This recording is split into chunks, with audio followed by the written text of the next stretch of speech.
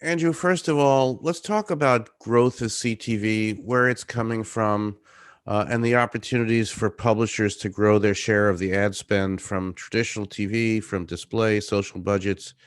What are the opportunities and how are publishers taking advantage of that? Yeah, I mean, I think what COVID laid bare the opportunities within CTV. I think there are a few pieces that we look at when we see the growth. The first is the fact that people-based targeting has grown tremendously over the last few years. It wasn't that long ago when targeting within CTV wasn't actually an available option. And you looked at players like Sling, for example, who have first-party programmatic data available to buyers who have that deterministic data. You look at DSPs and DMPs who have built out that ability. And what we've seen over the last few years is CTV has not only become a strong brand awareness piece, but it also can be a lower funnel piece if it is executed correctly. And I think that idea of an audience first viewpoint, hitting the right consumer at the right time against the right content on a big TV is going to drive results, has shown that it drives results. Right? It is the same reason why addressable TV has and continues to be so successful. I think in order for CTV to continue that growth outside of an audience adoption, which has already occurred, is education. That is going to be one of the most important pieces of 2021, because I think that is still, frankly, the largest gap for a lot of buyers. Despite CTV's talking points in market, it's new. Right? We went from the year of mobile for 10 straight years, from the year of viewability to really what I believe was the first year of CTV in 2020. And there are still a lot of marketers who I think are trying to figure out where CTV exists within their media plans, how to push it successfully in market. And there's an ecosystem between DSPs and SSPs, programmers and data vendors, and it's complex. We're all trying to drive that education, but it takes time. And I really believe that it's incumbent on sales teams to continue to educate buyers on approaching one-to-one relationships, what you can do from a people-based targeting, how you can be successful, and then really where does CTV sit within the consumer cycle? We're not outside of it anymore from an audience perspective. We are smack in the middle of it. Andrew, let's talk about header bidding and sort of some advancements on the sell side. Tell us about the future of CTV from the publisher side, and particularly with a reference to header bidding.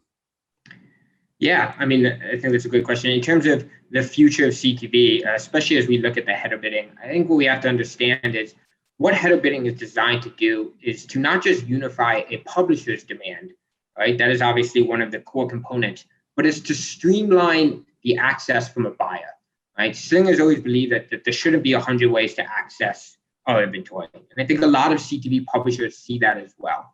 But what we want to make sure is that the buyer's journey is as seamless and easy as possible.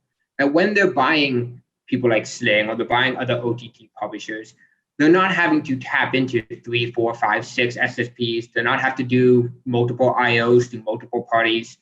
What we want for the market, and I think what buyers want too, and one of the reasons SPO has grown as it has, is seamless, simple, direct access. Because if you make the journey to the inventory too cumbersome, you're going to lose out on revenue.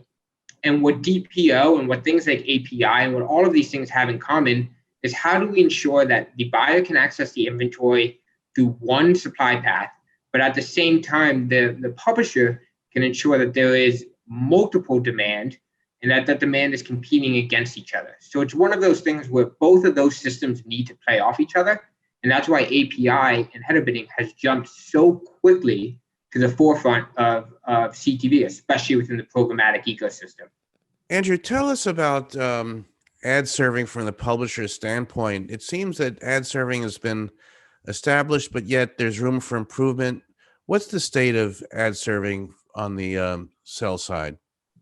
Yeah, I mean, I think the future of the CTV ad server is really the continued push to have everything live holistically and simplistic, right? And make it simplistic. It is the continued push for programmatic and other lines of businesses to be able to be managed in a way that benefits all buyers and benefits the publisher as a whole. The minute that you start to leverage things like API, the minute that you unify SSP demand during a header bidder, what you see is that it creates a system within the ad server that gives more control for optimizations, that gives simplistic demand paths for access to buyers, that makes it easier to avoid things like ad duplication.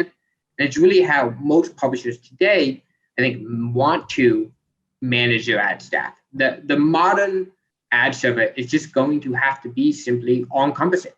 What is clear to me is that the market is continuing to move towards more dynamic technical solutions, and ad servers that are programmatic first have an advantage in the future of advertising because they're already at that point where they can do that. So tell me about the future of live OTT ad breaks. What does that look like? Yeah, I mean, in terms of the future of live OTT, right, especially within a place like Sling, you look at how the ad breaks are set up. They do mirror, still to this day, what you see on linear, right? And I think that's an important point because what's going to happen is I don't think we're going to get to a place really for some time where the ad breaks look different. What will be different from a consumer perspective is the relevancy of those ads due to things like people-based targeting. We already see this with Sling. The majority of our campaigns are audience first, but it's only a matter of time, I think, between until that approach is mirrored alongside programmers. So while consumer may not have less advertisements, I think the ad experience will inherently improve, right? Because the ad will be something the consumer is interested in. Sitting through ad breaks today that aren't relevant to the consumer holistically, it can be frustrating. And I think just improving that is just a boom on the ecosystem, on CTV, on marketers. And so as a vMVPD, we've had an advantage of showing premium content that you can buy on CTV and understanding what that end user is interested in when they're watching that premium content. And I think you look at study after study, I've heard people talk on Beet TV about this. It's not so much ads that can be seen as frustrating or cumbersome, but it's sometimes the lack of relevancy. So the combination in a vMVPD brings of premium content, audience first strategy, the right 30-second creative on the right content, it brings strong ROI to marketers. And so what's going to happen is it's not necessarily that the pod will change. I think it's that the pod is going to get more sophisticated, that the audience watching is going to see things that are of interest to them, just like the content they're watching